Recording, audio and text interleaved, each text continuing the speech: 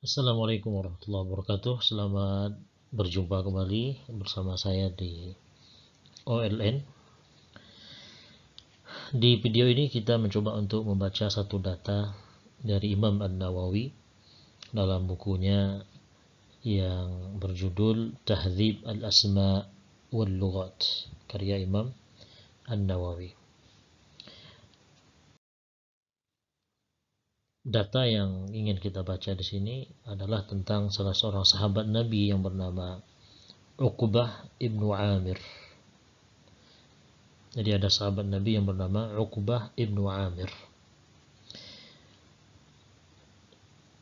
Di data ini Imam An-Nawawi rahimahullah yang kita ingin angkat adalah dari sini ya, yang saya kasih tanda ini. Wa huwa kana al-barida ila Umar ibn al-Khattab radhiyallahu anhu bi fathi Dimashq. Jadi kata Imam An-Nawawi, sahabat Nabi yang bernama Uqbah ibnu Amir ini, dia pernah menjadi penyampai pesan, ya, al-barid, penyampai pesan kepada Umar bin Khattab, yang pesannya itu tentang apa? Bi fathi Dimashq, penaklukan kota Damaskus. Artinya begini, ketika kota Damaskus atau negeri Damaskus itu berhasil ditaklukkan, dikuasai oleh pasukan umat Islam, maka ini tentu perlu disampaikan kepada Umar bin Khattab yang waktu itu menjadi khalifah tentunya. Ya, karena keterbatasan media, ya, keterbatasan alat komunikasi, maka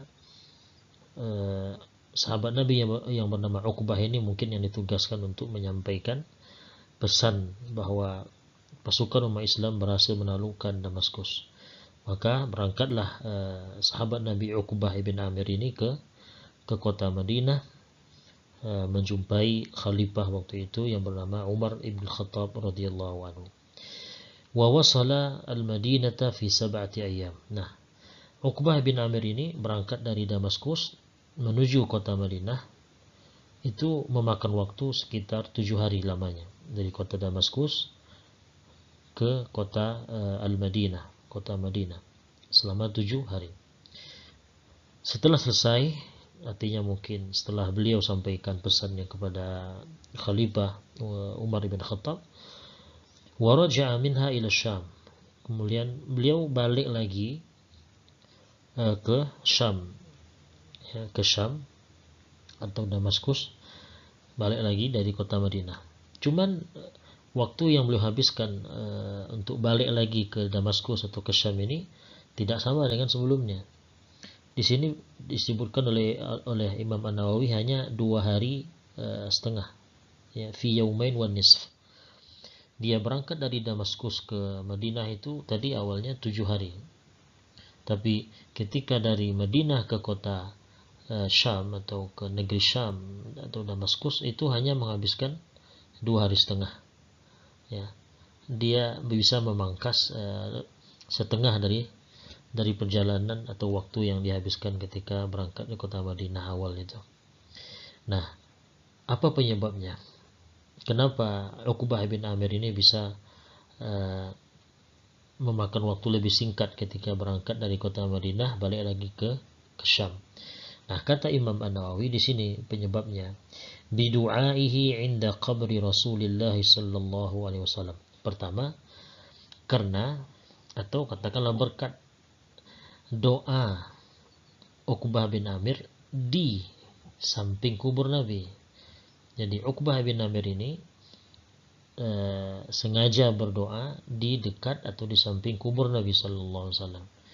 Kemudian yang kedua, wa tashaffu'ihi. Nah, ini wa tashaffu'ihi bihi fi taqribi tariqi.